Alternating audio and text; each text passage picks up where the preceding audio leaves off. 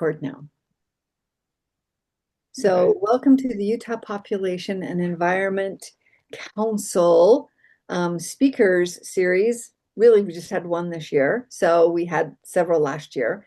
And it's wonderful to have Hannah Evans here with us from Population Connection. And Hannah, if you'll just say a few words about yourself before you launch into your slides. Sure. Hi, everyone. Thanks for having me. It's really nice to be here with all of you tonight. Yeah, my name is Hannah Evans. I work as a senior analyst for an organization called Population Connection. And yeah, we're a US-based nonprofit organization, and we do a lot of work in the spaces of population and looking at how population dynamics intersect with other global social, economic, and environmental issues. And I do a lot of work focusing on the connections between population and climate change, and really looking at the ways in which the expansion of access to resources, especially for women and girls, can act as one really important modality, not only for sustainable development, but also for climate change mitigation, adaptation, and resilience building. Yeah, just a little bit about myself. I've been living in between San Diego and Hawaii for the past 17, 18 years, and am really interested in environmental issues. I have always worked in some way in education or environmental conservation. And yeah, I'm happy to be here with all of you. If you have any specific questions, I'd be happy to answer them. Um, and yeah, as I said, feel free to jot any questions down or interject during this presentation. Today, I'm going to be giving just a broad overview of our organization's work as it relates to population and climate change. I did leave a little bit of space at the end to discuss pronatalism, which is a concept and a theme that has been gaining a lot of traction in the media recently because of what's going on around the world, including in the United States. So I'd be happy to also speak about that as not necessarily separate, but kind of different issues. And yeah, we'll go ahead and get started. Okay, so we as an organization work with a lot of different organizations around the world, and we work in the space of international development. And we promote organizations working in what's called PHE, or population health and environment. And this is an approach to development that really seeks to understand the very integrated nature of issues that are happening at the community level. Recognizing that environmental issues are not separate from economic issues, are not separate from um, issues related to people and human well-being, improvements in healthcare, improvements in economic opportunity, and so on. And so it sort of seeks as a developmental strategy to create platforms that are simultaneously addressing social, economic, and environmental issues within communities. And this is just an important introduction, I think, because it really speaks to the broader message of our work, which is that, all of the issues that we're facing are highly interconnected, and we need to start figuring out ways to work more in accordance with the environment rather than against it, to simultaneously promote human development while also conserving the environment. Right now, we're at odds with one another, right? Just to give context into PHE, this is one of the organizations we partner with. This is Path Foundations Philippines, or PFPI. And they use a really interesting and effective integrative PHE approach where they're working to increase access to voluntary family planning services while also incorporating climate smart development strategies, which in the case of the Philippines has a lot to do with sustainable fisheries management systems. And they also include tools for women's empowerment. So women are actually, in these cases, being trained as leaders within their communities. They're being taught to be stewards of the land and like protectors of natural resources. So this is something that is working, of course, to protect the environment. Women are now leading initiatives to restore mangrove ecosystems, to educate about local ecological systems and why they're important and how to protect them. But it's also something that's working to shift social structures away from being super exclusive in terms of who's participating in what, and being more equal and open to uh, things like gender equality in the community. So women are not usually considered decision makers within communities. They're not usually leading initiatives, right, or in charge of things. So this is something that is represents a very important integrative strategy because it's at once working to address social, economic, and or social and environmental issues, right? And the overall premise here is that we need to be looking at climate change as being much bigger than just an environmental issue. Of course, we know it's environmental in nature, and we see examples of this play out, unfortunately, all the time, every day. But also because of the unevenness of our global systems, we are interacting with, responding to, recovering from, and just like, yeah, interacting with, developing a relationship with something like climate change totally differently according to our own positionality within society. So this could be looked at from many different angles and perspectives. If we take the example of women and girls, we can see that, just statistically speaking, globally, women and girls are poorer. They're more directly dependent on natural resources for sustenance and livelihoods. They, on average, because of patriarchal social structures, have less mobility, less access to education, less access to healthcare and other vital resources. And again, they're likely to be excluded from decision-making processes. And all of this combines to create a disproportionately vulnerable landscape for women and girls in comparison to men. When we understand climate change as also being a social issue, that opens up opportunities for us to realize different solutions to climate change that are, perhaps only thought of as being social in nature or ordinarily so, but that have a direct impact on climate change and the environment. For example, we can look at education and see that worldwide, over 130 million girls are denied the basic human right to attend school.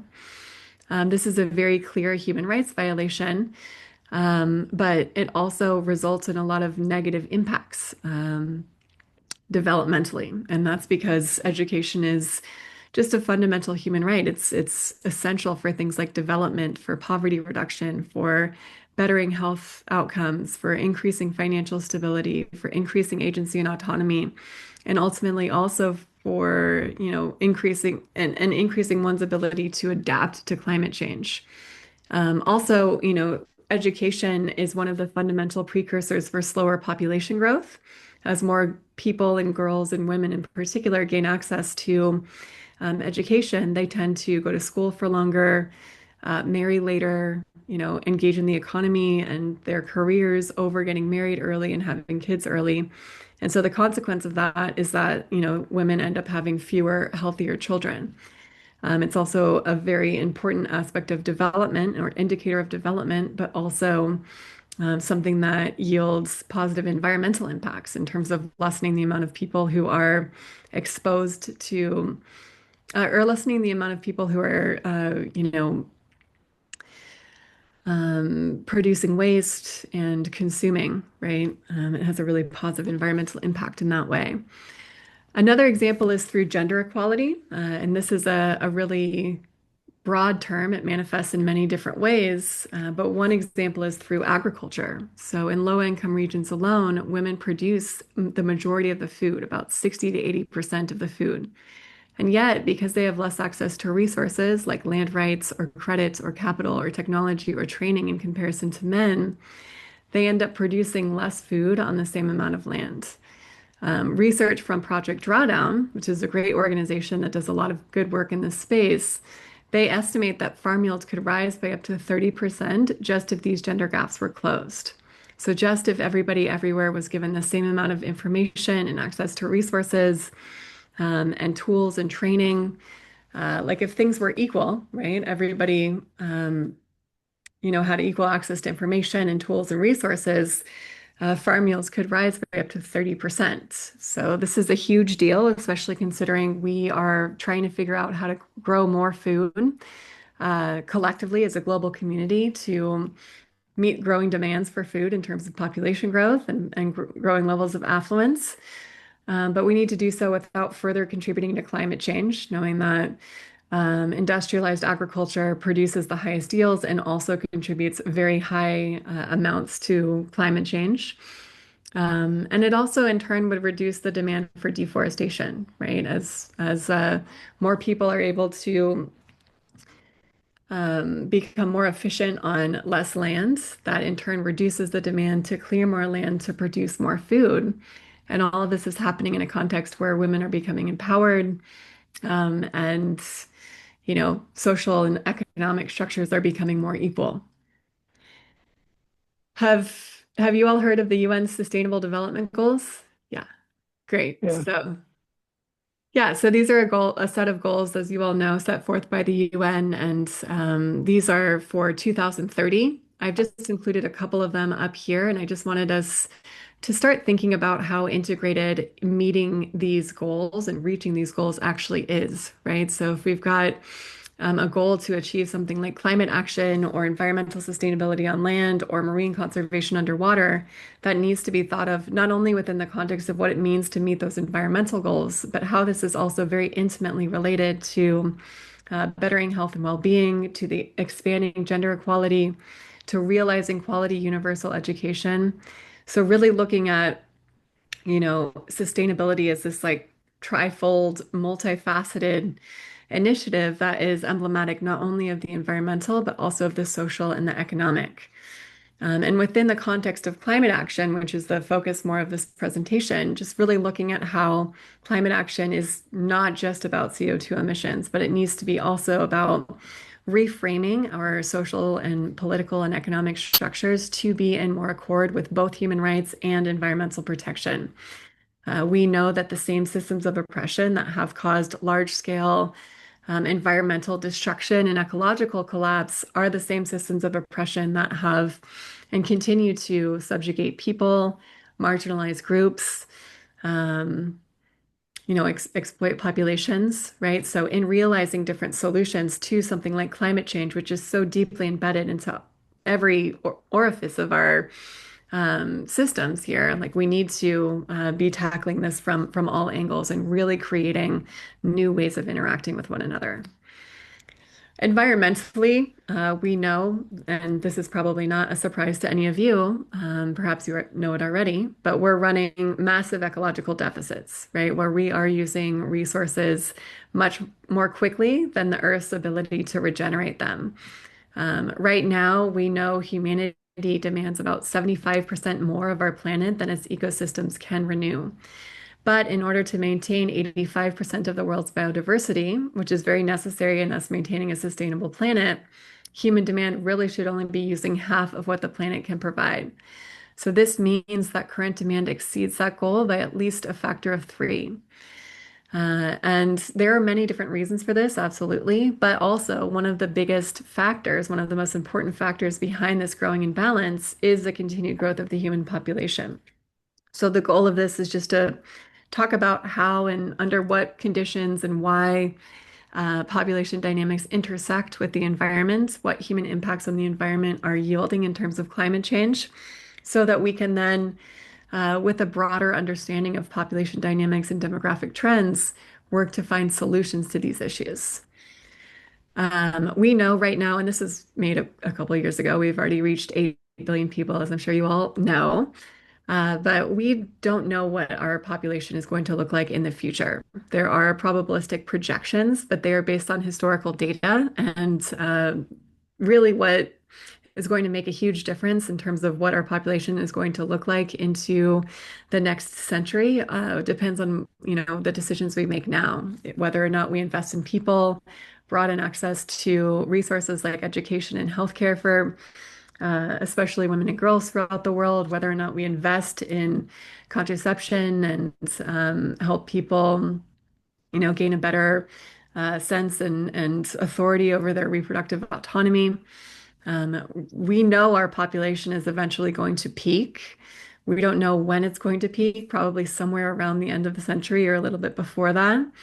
But the big questions are, of course, when is it going to peak? How many people will there be whenever it peaks? And can we work to kind of mitigate the impacts of this rapid expansion, historically speaking, of population in a way that's going to allow us to maintain a sustainable and habitable planet into the future? And a lot of that, again, is very much dependent on the work we're doing now. And I want to make clear as we kind of discuss all of this and look at these issues broadly and at this global scale, that there are many different interconnected challenges facing our world today, much of which are of our own creation. But I don't want to posit that population growth is the most important problem that we're facing, or that solving population growth is going to therefore solve all of the problems we have. Not really. Population growth is one of many different interconnected problems that we're facing, all of which have been, kind of pushed out of balance because of the broader socioeconomic systems under which we're all operating. So if we're going to point the finger anywhere, it needs to be at the broader system, right? In terms of, climate change and kind of understanding how it is we've gotten to where we've gotten, in terms of the environment, in terms of, economic structures, I think it's really important for us to know and understand that really the onset of CO2 emissions burgeoning out of control, the onset of rapid population growth, and a variety of other indicators of ecological decline and resource overuse really have roots in the Industrial Revolution, which occurred about 300 years ago and systematically changed everything about the way that we operate, including how we produce food and energy, right? To be completely reliant on fossil fuels. It also really set the basis for this large-scale globalized world economy where there's a huge distance between the producer and the consumer, where there's like this linear model for growth that's heavily based on consumption, right? And it just, it set the basis for understanding where we're at now. To me, I think that this represents a particular epoch, a particular period of time that is hopefully now coming to an end. The Industrial Revolution also yielded a lot of really important innovations, right, in public health and access to resources and things like that. But it also, environmentally and economically speaking, has kind of led us into a real problem, right? A problem that we need to solve and we need to change by kind of fundamentally rethinking our economic structures. So yeah, that's something we can discuss more in the Q&A if we'd like. So in terms of population growth around the world, it's not as though it's happening evenly everywhere. And there's a direct relationship between population growth rate, or the speed at which populations are growing, and level of development in countries. So the least developed countries are growing the fastest, but they're not very culpable at all for any type of environmental damage. In turn, you've got the more developed countries like the United States, for example, most of Western Europe, most of Europe, Southeast Asia, Asia, Latin America, Middle East, that are growing more quickly, but that have, or excuse me, sorry, I just totally lost my train of thought. Yeah, so the lower income countries are growing the fastest, but they're not contributing very much to environmental damage. The high income countries like the United States and Europe and Australia, Canada, those countries, those regions are consuming a lot of resources, producing a lot of waste at the per capita and country level, but not growing very quickly in terms of population, right? So a couple things, come out of this understanding. Number one, we need to know that population growth alone is not the only issue we're talking about, or that's relevant whenever we're looking at environmental damage. Most of the places that are growing very quickly, that are in like dark purple or magenta, these are populations that are making less than, between $2 and $10 a day, or less than $2 a day, right? They're not contributing very much in terms of consumption to our environmental issues. In contrast, you've got a place like the United States, which is represents a small portion of our overall population, about 4% of our global population, but consumes the about 24-25% of our Earth's resources, right? So there's a dichotomy that exists there that needs to be understood. And also in terms of climate change, right? If we look at the populations that are growing the fastest, we can see that they're also increasingly vulnerable to climate change. And there are a few reasons for this. Number one, geography. So just looking at where populations are located and what their various susceptibilities are to different types of climate change. But also this has to do with population, because if you've got a really rapidly growing population amidst a low income status or country, then that just makes it really difficult for countries to adapt and to facilitate, the provision of resources equally, not only natural resources like potable water, arable land, but also social resources like healthcare and education, right? It just puts a lot of pressure on countries. And in sub-Saharan Africa, which is the place that's growing the fastest, that's an area that's projected to double in population just by 2050. So they're going to add another billion people by 2050 alone. So this very clearly increases strain on already scarce resources and makes it really difficult for countries to adapt.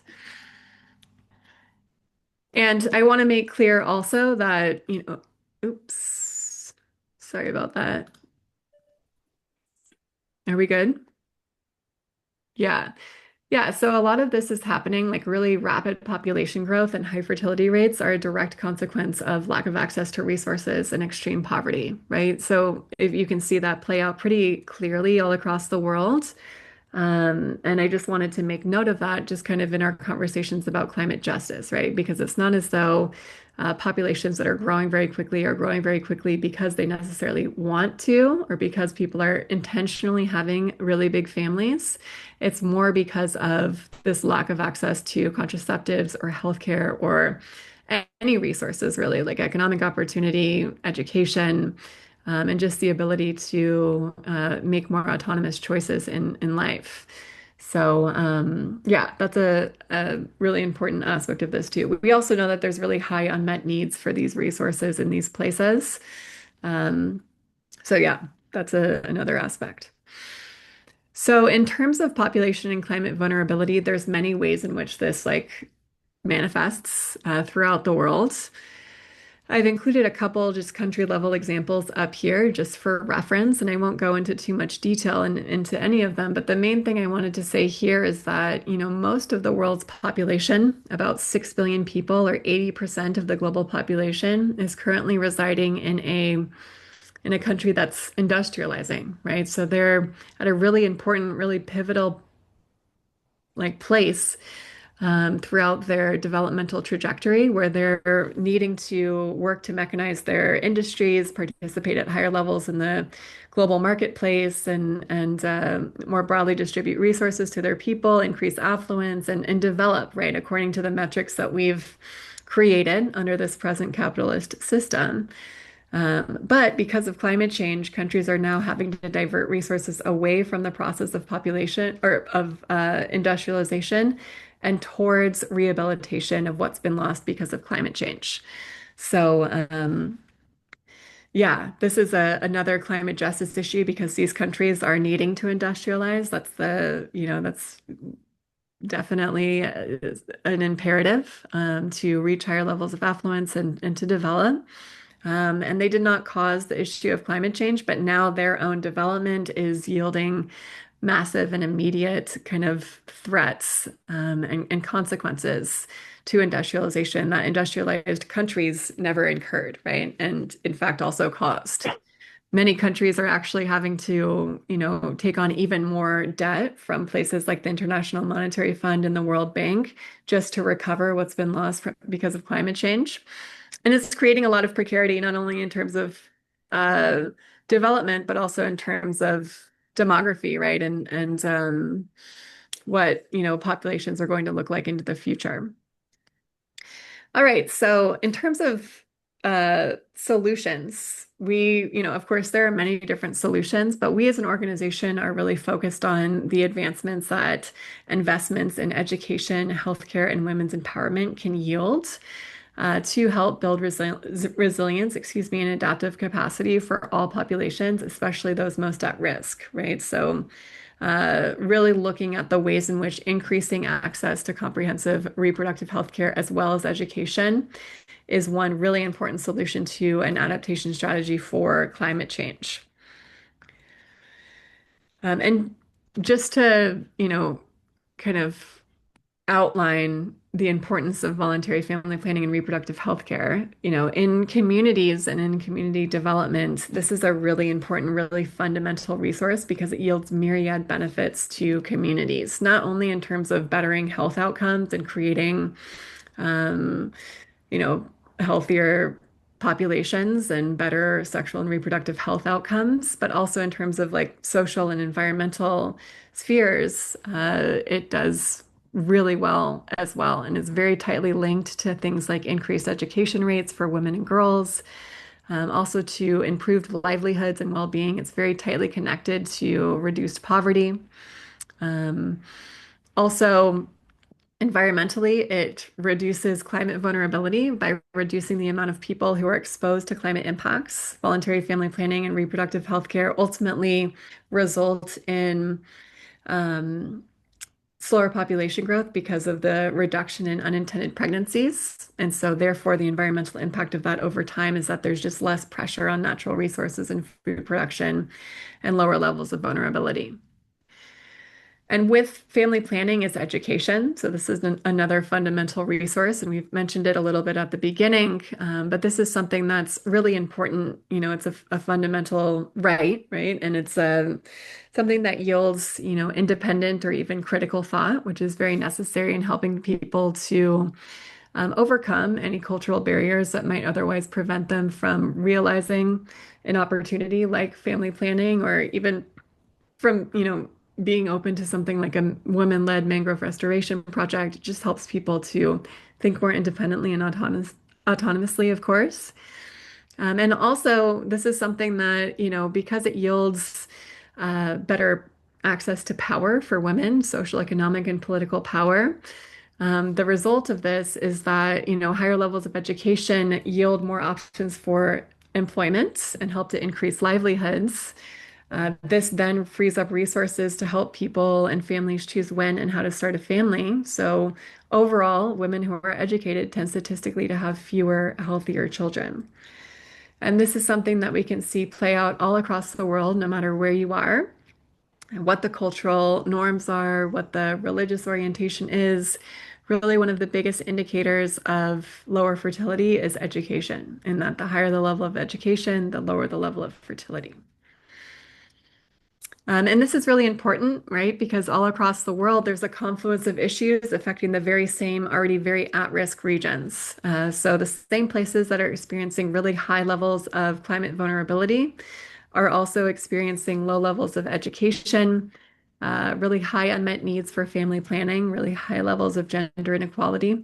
So by, addressing issues related to health education and better opportunity in these places, we are directly helping people to adapt, build resilience, recover from these sort of mounting climate impacts, which therefore reduces vulnerability, looking at these two issues as being inextricably linked.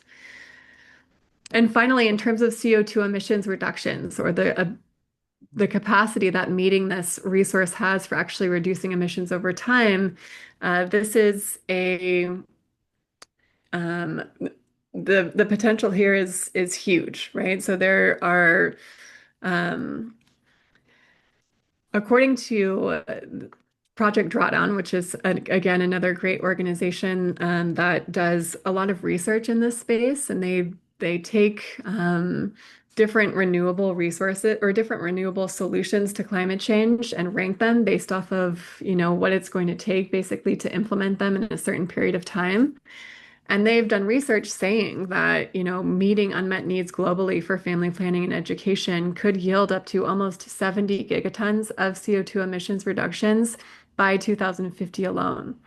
This results in up to, or this could yield benefits that rank it third out of a list of over 80 different solutions for upfront costs, return on investment, and just really, what it's going to take to implement the resource. It's ranked third out of a list of over 83 different solutions. So this is something that I think is, a really not very well known piece of information, but the offers the opportunity for us to work collectively to meet different funding gaps that exist and to work to address human rights and environmental issues at the same time, right? This is something that we could achieve by giving people what they want already, by meeting these unmet needs. We can also work in a very significant way to offset the impacts of CO2 emissions and climate change. Um, and right now, there's still a huge funding gap that exists, especially in terms of, um, just given the massive cuts to aid that the United States has implemented. And just in general, there's usually around 218 million women, or there have been for the past 10 years or so, who are living in low to middle income countries alone who want to avoid pregnancy but are not currently using any modern form of contraception. So this results in about 111 million unintended pregnancies annually, right? But if all unmet needs were met and if everybody was able to receive care at the levels recommended by the World Health Organization, the impacts would be huge. Um, yeah, there would be a massive decrease in like sexual and reproductive health related illnesses, and also, a lot of benefits afforded to communities, not only in terms of health, but development as well. Um, and I wanted to, maybe we'll stop there, unless you want me to continue moving into the pronatalist argument. It's a little bit, like I said, of a separate, it's not totally unrelated, but it's separate. Yeah, What do you do all? a catalyst. That's my opinion. Others may have a different opinion. You want me to go into pronatalism? Yeah, Okay. Yeah, and so in terms of pronatalism, which is another concept I was going to talk about or theme that I was going to discuss here, and I'll relate it back at the end to climate change, but you know, what we were talking about in terms of climate vulnerability and rapidly growing populations, that's really occurring in one area of the world, which is basically sub-Saharan Africa and Africa as a whole. There are very few places that are growing very quickly into the future. And this is a vast contrast to how it used to be, right? For example, if we look at the year 2000, the majority of countries, 66% of countries, where women had at least 5 children on average, and only 8% were countries that had less than 2 children on average. And if we look at 2022, that's totally flipped, right? So now the majority of countries are where women have less than 2 children, and very few countries have a really high fertility rate. So this represents a really important demographic shift that is occurring, that has been occurring, that will represent our future, demographically speaking. We are no longer in the era of like rapid population growth. We are now in the era of population aging, where populations are becoming older, um, and our economic and environmental systems are going to have to adapt. Of course, this is a very fortuitous thing as it relates to the environment, but many economists are really up in arms about the potential, suspected devastation that slower population growth might mean. And in response to this, there is a huge push internationally and most recently also in the United States to put forth this pronatalist narrative. Pronatalism, if you don't know, is a set of beliefs, policies, or cultural attitudes that ultimately encourage people to have more children. So that it can be represented in policy, in government platforms, also in kind of cultural norms, or social pressure to have big families. This is a picture of, do you all know who this is? This family? This is Simone and Malcolm Collins. They are becoming increasingly famous, self-proclaimed pronatalists. They've had four children, all from IVF, and they're like testing the genetics of each one of their children.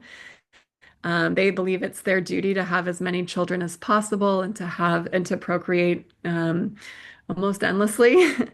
They recently wrote a book over like just that was very concerned with quote unquote population collapse, which is what they believe is going to happen along with Elon Musk. So there's, this sort of like cultural fringe movement happening.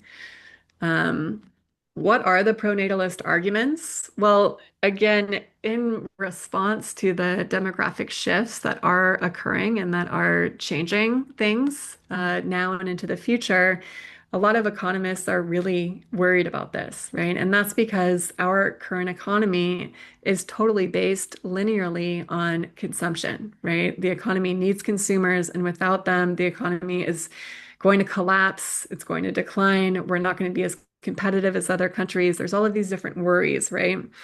There's also this more sort of cornucopian ideal and argument that is not new, but that is being recycled here again to argue that with more people, that inherently means more creativity, more incentive, more opportunity to solve problems, a sort of cornucopian type of ideal, which says doesn't matter what the problem is, if we have more people, we'll be able to fix it.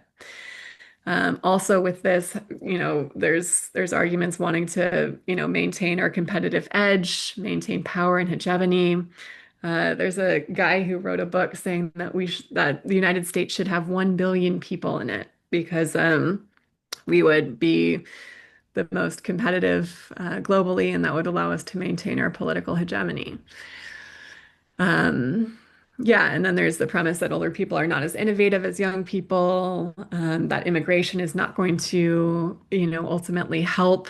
It's not going to ultimately solve the underlying problems of aging populations, right? So there's all of these arguments. And I want to premise also this is being underpinned by movements by, people in the Trump administration and different sort of think tanks and organizations that are really working to put forth and um, they're really working against the Great Replacement theory, which is a theory that says that if we don't procreate as Americans, as white Americans, then we are going to be replaced by different races. So there's a racial undertone to this too, and this is something we can get into if you're interested in that. This is just a brief recap of some of the pronatalist policies in the United States of late. I could have gone a couple months back, but just for the sake of space, I kept it kind of short. But there's a lot happening in the United States in the wake of pronatalism. Trump has deemed himself the fertilization president and is very interested in trying to raise the birth rate.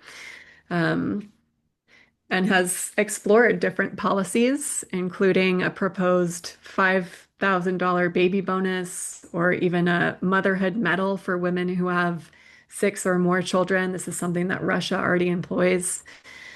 He's already signed the Big Beautiful Bill or whatever it's called that will give babies that are born as of July 2026 or give baby bonuses to babies born as of July.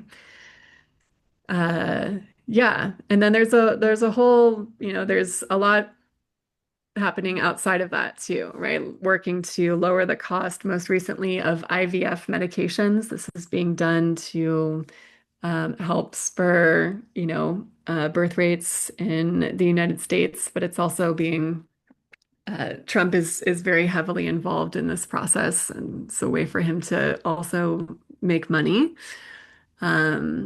There's the elimination of Title X, which was is the provision that helps provide contraceptives to low-income Americans. Many of you might have seen that there were $10 million worth of contraceptives that were to be destroyed, that were sent to France by us. We spent a lot of money sending the contraceptives to France, and then we're trying to burn them and destroy them. I just saw an article today saying that that hasn't actually happened yet, but um, that was the proposition. Um, so yeah, there's just a lot happening here in the United States in the wake of pronatalism, as a way to try to increase birth rates and to get people to have more children. And again, like if we look at what's going on economically, we can see, uh, or how if we look at what economists are saying, a lot of it is very, worried. Economists are really worried about what's going on here. And Elon Musk, who's also like a huge proponent of higher birth rates, believes that population collapse is the biggest issue of our time. I want to make clear also that, our population is still growing. We're adding about 70 million people each year to the planet. And it's going to continue growing until about, probably at least 2080 or even into 2100, again, depending on the decisions we make. So this kind of worry is not necessarily valid at this point, right? Um, anyway, in terms of policies, it's important to also note that, and I'll wrap it up here and we can open it up for questions. But there's a lot of countries that are trying to and have historically tried to implement these pronatalist policies that get people to start having more children. The proportion of governments implementing policies to actually boost birth rates actually increased from 9% in 1976 to 28% in 2019. Yeah, and there's also, this is happening all across the world, places like Italy, places like Spain, places like Greece, Japan, even China. Aging is definitely here to stay. And as you can see, out of the top 10 countries that have implemented quote unquote family friendly policies that have these pronatalist initiatives that supposedly make it very much easier for women and families to have children, their fertility rates still remain very low. So out of the top 10 countries, we don't even have one country that has a pro-family policy that has a higher than replacement level fertility rate. Right. So I won't even go into South Korea. I want to open it up for questions. Well, I'll just say really quickly, South Korea is an example of a country that has the lowest birth rate in the world. And it's spent over $200 billion trying to get the birth rate up over the past 16 years. But the birth rate keeps falling. It rose just a little bit, but overall, it's steadily falling. And a lot of people are being interviewed about the reasons for that. And they're saying, this is a broader societal issue. It's really difficult to have children. And, it's really difficult to live in such a gender unequal society. And so because of that, we're not having kids. And again, low fertility rates are probably here to stay. And that's because whenever people gain access to broader resources like we were talking about, and are free to pursue education and careers, small families ultimately become the norm. We see this play out all across the world, right? And in countries with really low fertility, there are initiatives that could help increase the birth rate just by making it easier for people to actually have children economically, socially, financially, and so on. But, this is probably something that's not going to change that much. And we know in terms of climate change that slower population growth is really important for, maintaining a healthy planet. I won't go into the details here. And we also know that, in terms of if we're speaking about economic collapse, we should also include, what's going on with climate change, right? Because ultimately, the cost of destroying nature is massive and will cost trillions of dollars into the future. So the cost of not accounting for the issues that we're faced with right now environmentally, in terms of climate change in particular, is going to also destroy the economy. So we're really at a point in time where we need to drastically rethink our economic structure in ways that create more cyclical, more regenerative economies and that are more amenable to healthy people and a healthier planet. I'll go ahead and open it up for questions now. Um, just wanted to make sure we've got some time for discussion. Thank you very much.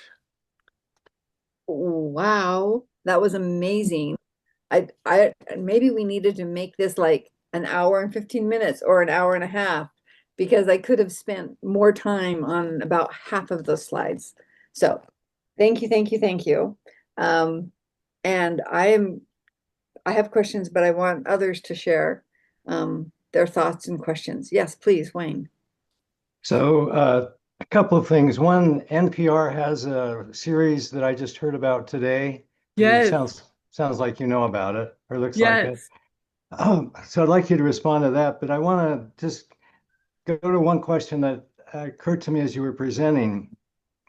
This effort to provide incentives to people to have children, but they're not having a lot more children in those various countries.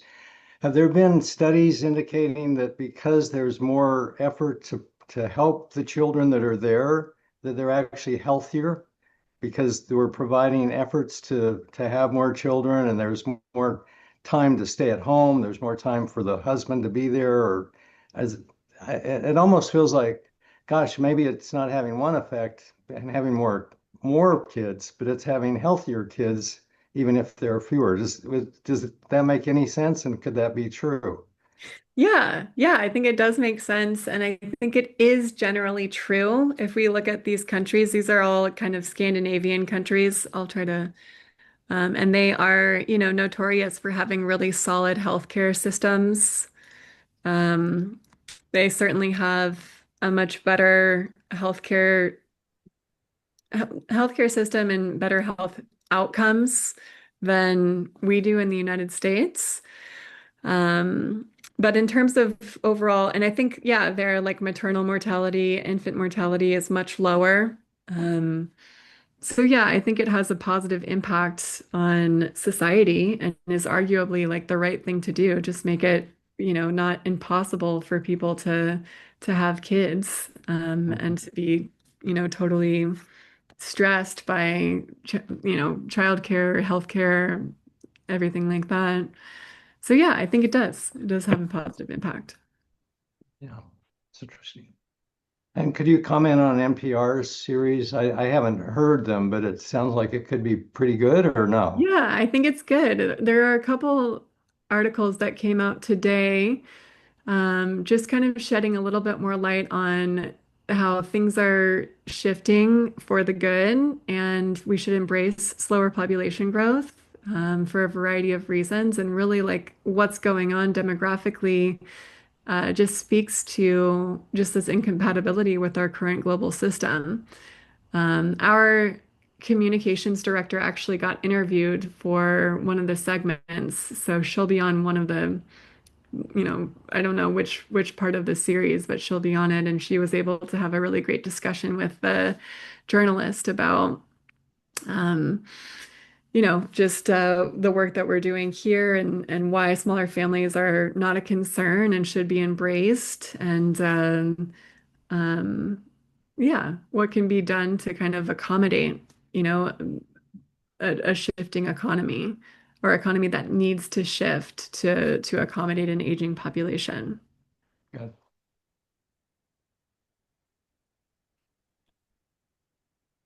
Hannah, you talked a lot about, excuse me, do you have another question?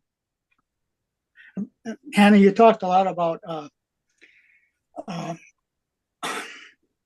our environmental issues, and is capitalism compatible with a sustainable environment?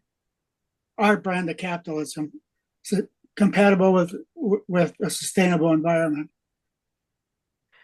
Good question. I don't think so. Yeah, I think that we've kind of proven that to be true, unfortunately. And that's not to say that capitalism is this terrible system. I think it's yielded a lot of like really positive things for us as a global society. It's probably the best thing we've come up with yet, but it is something that because it views growth through consumption, because it's a linear model for growth, because it necessitates increases, like endless increases in value and growth. It is incompatible with a finite planet with finite resources. Also, the way that our economy is currently structured doesn't really value nature monetarily. It values other things financially and monetarily, but not nature. So that's something that also is very incompatible with the fact that we don't have resources that are renewable that we're depending on. So I think that there's ways to, change it and shift it, but I, I think, yeah, I think that there's an incompatibility. What do you think? I agree with you. It's not the way it is now because it's predicated on profits, and it doesn't Mhm. really consider when you're making profits what the effect of that is on the environment, what Yeah, the environment, what chemicals we're emitting into the environment, what damages that we're doing isn't really in the formula. It's just profits for the next quarter. absolutely. Yeah. We need to find ways to remember our connection to nature. Remember that we are nature, we are animals. Like it sounds very primal, but become so disconnected from the very elements, from the processes, from the environments and the ecosystems upon which we depend, right? There's a huge abstraction. And I don't think that's unrelated with all of the kind of like mental health issues we're experiencing and seeing and the loneliness epidemics. Like we're just abstracted from our essence, right? As humans. And we need to find ways to remember, find ways to reintegrate, and I think indigenous populations do a really good job of that. They've been working in accordance with nature and with the environment for thousands of years, and they maintain most of the world's biodiversity now. So I think that there's plenty of examples of this, of humans working in a positive relationship with nature, but it's not where we're currently at, that's for sure. I agree. How are your efforts with population connection? How are they been impacted by the current administration in Washington, like the cancellation of USAID and different agencies around the world that probably had greater benefits than not? So how has it affected your efforts? Yeah, I mean, we're lucky because we're privately funded. We are funded pretty much by individual donors and some grants here and there, but we don't really work closely with the government or rely on them for funding. So that's allowed us to avoid a lot of the calamity that has happened because of these aid cuts and the just dismantling of all departments in the government.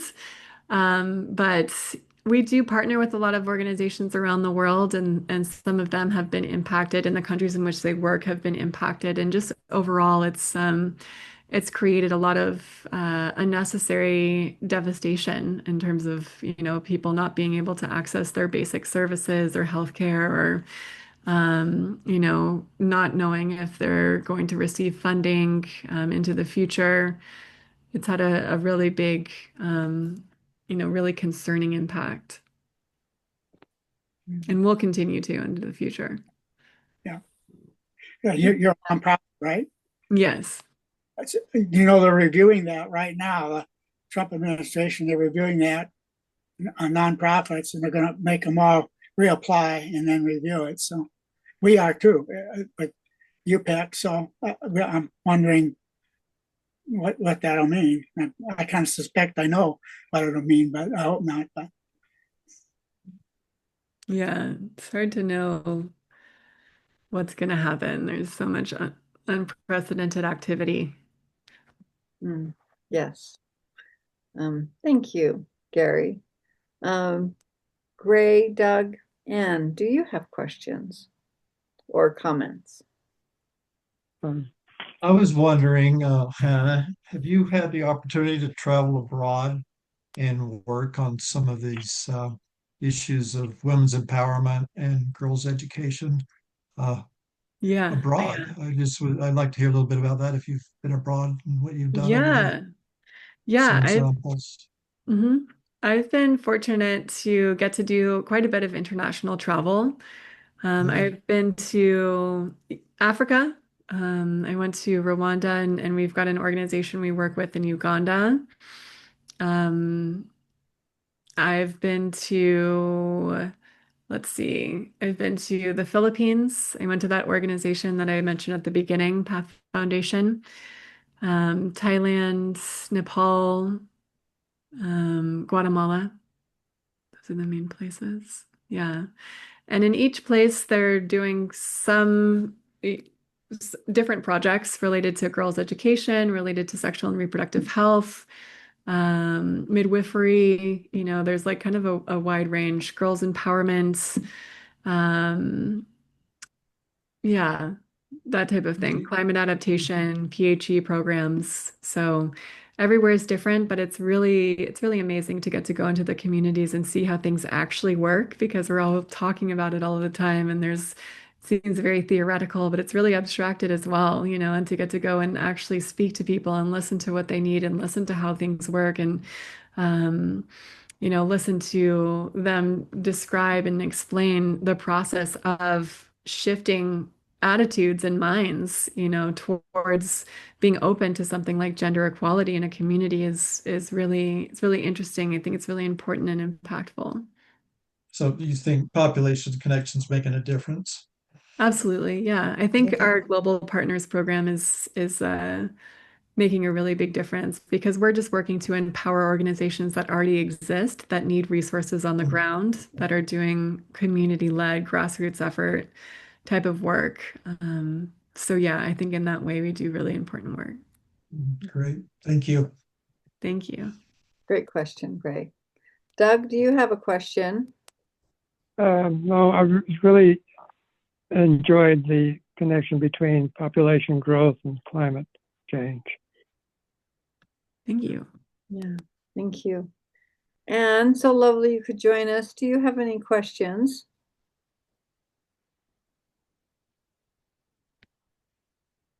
No, I really don't. I think we need to discuss our connection with population connection when this is over, actually. Thank you. I think that's a terrific thing to put on the board agenda. Yes, I agree. And Hannah, I'll just share that you gave so much information. It was such a terrific download that I'm going to want to go back and review and watch it again. So thank you for being here. And may we invite you back at another time. I'd love to. I'd love to come and give a talk, or we could even have discussions about things. We can structure it however we want, but I'd be happy to talk to you. It was really nice to be here, and yeah, I love the discussion. I love good questions. You guys have great ones. Wow. We went a few minutes over. Next time, I think if you're going to do a presentation for us, we'll allow more time. We'll allocate more time because I Okay, think you or I had can to make be it shorter. fast and yeah, it was lovely. Thank you. Thank you all. Thank you, Hannah. Big applause. Thanks, Thank you. everybody. Being here and we appreciate what Population Connection is doing in the world. And yeah, I think Anne's right. We need to talk about our connection with you and how it can work better both ways. So, Absolutely. Yeah, that would be great.